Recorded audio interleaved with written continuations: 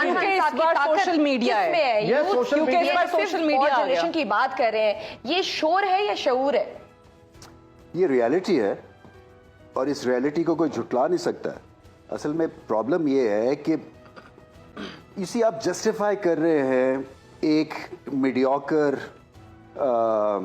ایک لائن کو, اور میڈیوکرٹی جو ہے نا وہ اب چھپتی نہیں ہے. سو یہ جینوننس سامنے آئی ہے.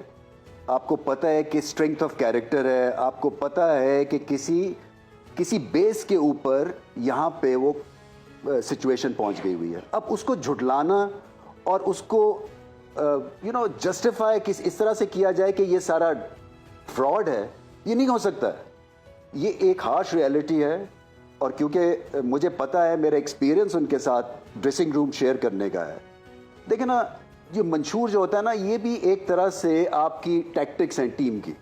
جو ہوتا ہے نا کہ آپ نے اگر ٹیم کو ہرانا ہے تو وہ اسی طرح سے ہوتا ہے نا کہ آپ ایک منشور ایک کرکٹ ٹیم کے سامنے رکھتے ہیں کہ جی اچھا ان کی اسٹرینتھ یہ ہے, آپ کی کس طرح سے اس کو نلیفائی کریں گے, اس کے بعد کیا ہوگا, اس کے بعد کیا ہوگا, اور پھر لیڈرشپ لڑتی ہے, اور اس کے بعد ایک توکل پہ آ جاتا ہے, اور پھر اللہ ہو پہ بات چلی جاتی ہے. اور پھر جب تک کہ اسپرچویلٹی کے ساتھ آپ کنیکشن نہیں ہے, آپ کے کام میں کبھی برکت نہیں آتی ہے.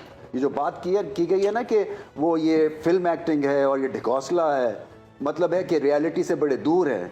یہ کام کرتی ہے اس لیے کہ جو آپ کی سوچ ہے نا اس میں پختگی بھی آتی ہے اور اس میں پائسنس آتی ہے.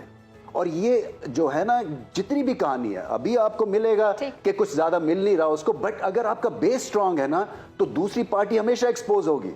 اور اس کو تو یہ میں آپ کو بتا رہا ہوں, اس کا ہوم ورک بڑا تگڑا تھا, اس کی لیڈرشپ آؤٹ اسٹینڈنگ تھی, اور اس کے بعد اللہ کا توکل تھا. اس لیے ہم 99% میچز جیتے ہیں. اور یہ میں آپ کو بتاؤں, یہ جو بات کی گئی تھی نا, کل بھی میں بات کرنا چاہ رہا تھا کہ جی ایگو ایشو بڑا ہے, ایگو بڑا ہے, جی اسٹبن بڑا ہے.